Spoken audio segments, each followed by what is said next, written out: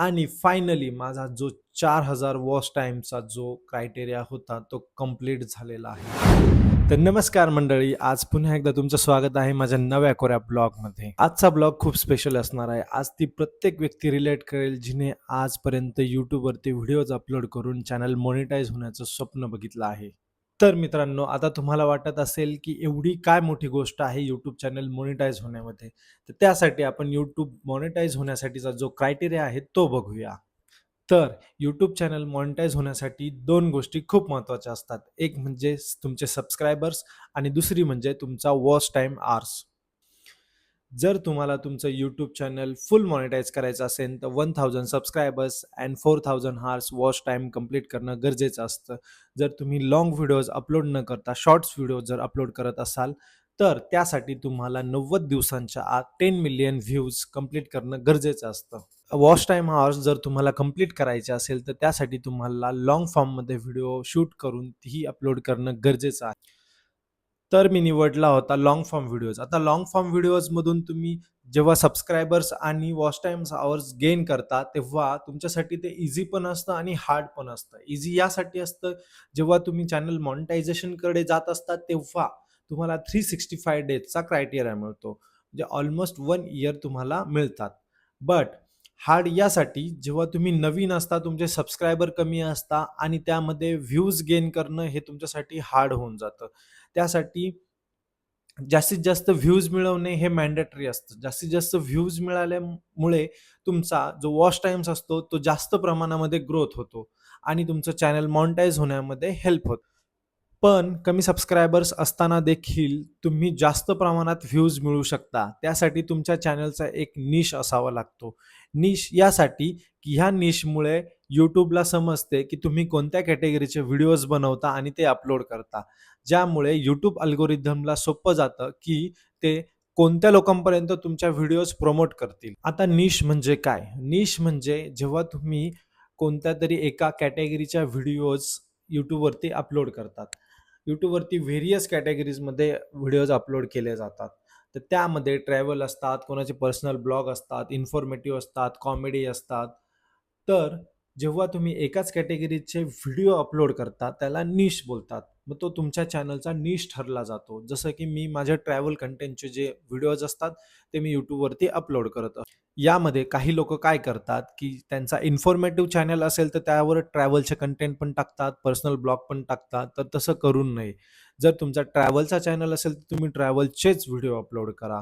यामुळे काय होतं, की YouTube कन्फ्यूज होऊन जातं, की कोणत्या लोकांपर्यंत तुमच्या व्हिडिओज ह्या प्रमोट केल्या पाहिजेत आणि जर YouTube कन्फ्यूज झालं, तर तुमच्या व्हिडिओज व्हायरल जात नाही आणि तुमच्या व्हिडिओजला व्ह्यूज येत नाही. And last but in the list तुमची कन्सिस्टन्सी. YouTube तुमची कन्सिस्टन्सी पाहते. तुम्ही किती कन्सिस्टंटली व्हिडिओज अपलोड करता ह्यावरती देखील YouTubeचा एक फोकस असतो.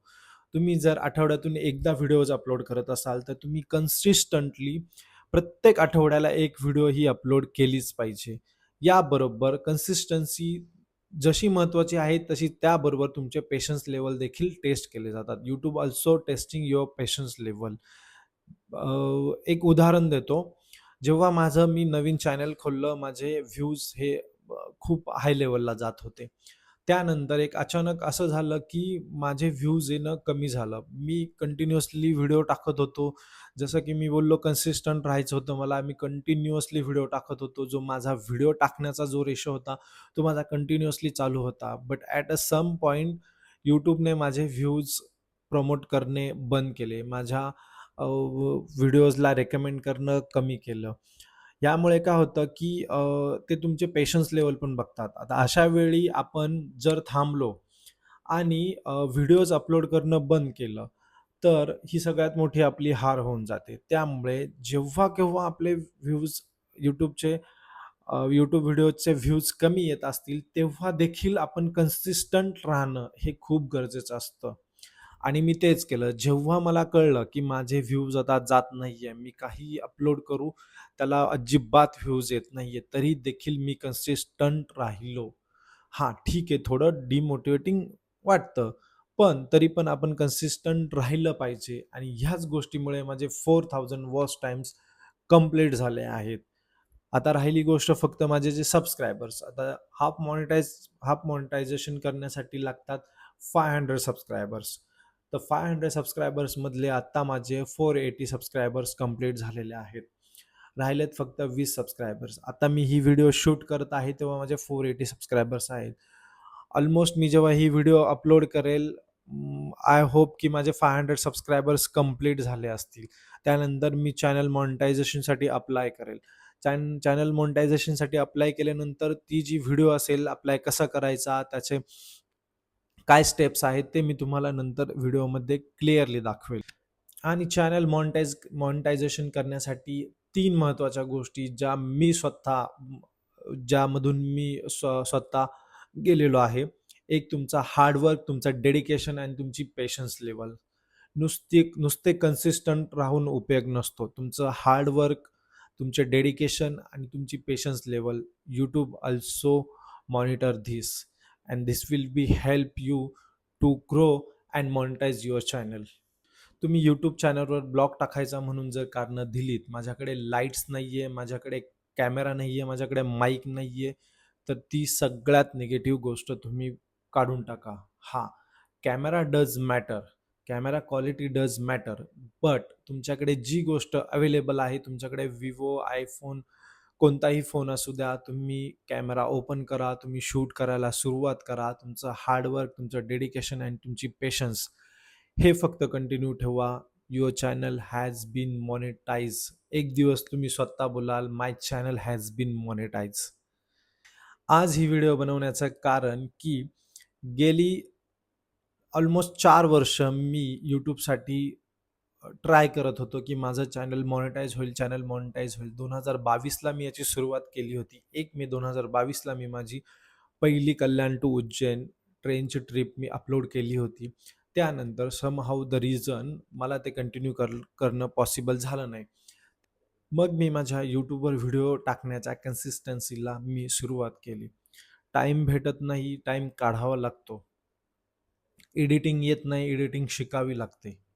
कन्सिस्टंट राहावं लागतं. त्यासाठी मी सुरुवात केली. मी माझी वर्क प्रोफाईल मॅनेज करून मी यूट्यूबसाठी व्हिडिओ शूट करत गेलो. मी यूट्यूबवरती अपलोड करत गेलो अँड फायनली आफ्टर 4 मंथ्स मी सुरुवात केली होती डिसेंबरमध्ये टाकण्यासाठी. त्याच्यानंतर मी परत जानेवारीमध्ये मी गॅप घेतला होता. फेब्रुवारीपासून मी कंटिन्यू केलं आणि ऑलमोस्ट माझ्या व्ह्यूज जे होते, व्हिडिओ ज्या होत्या ह्या व्हायरल जायला लागल्या.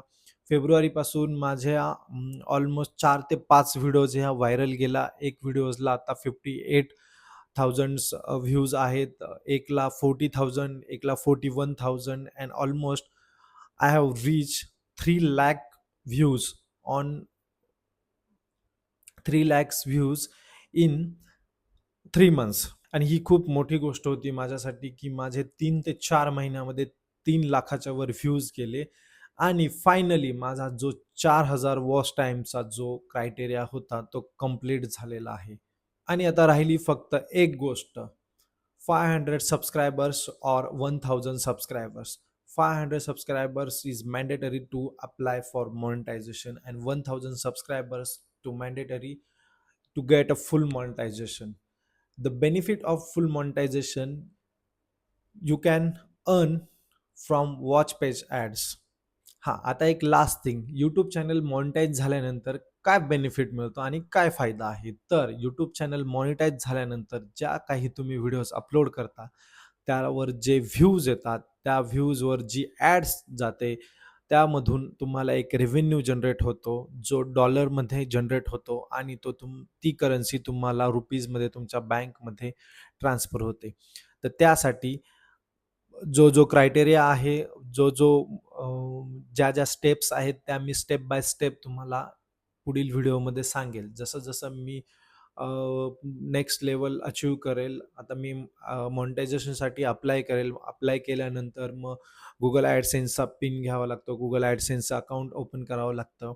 त्यानंतर मग त्यामध्ये किती डॉलर्स जमा होतात, किती डॉलर्स जमा झाल्यानंतर मग तुम्हाला फुल पेमेंट येतं.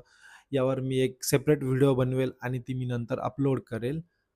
Thank you for watching me on YouTube. आणि माझी इन्फॉर्मेशन ही तुम्हाला थोडी जरी आवडली असेल तर do subscribe my channel. Please माझा चॅनल सबस्क्राईब करा.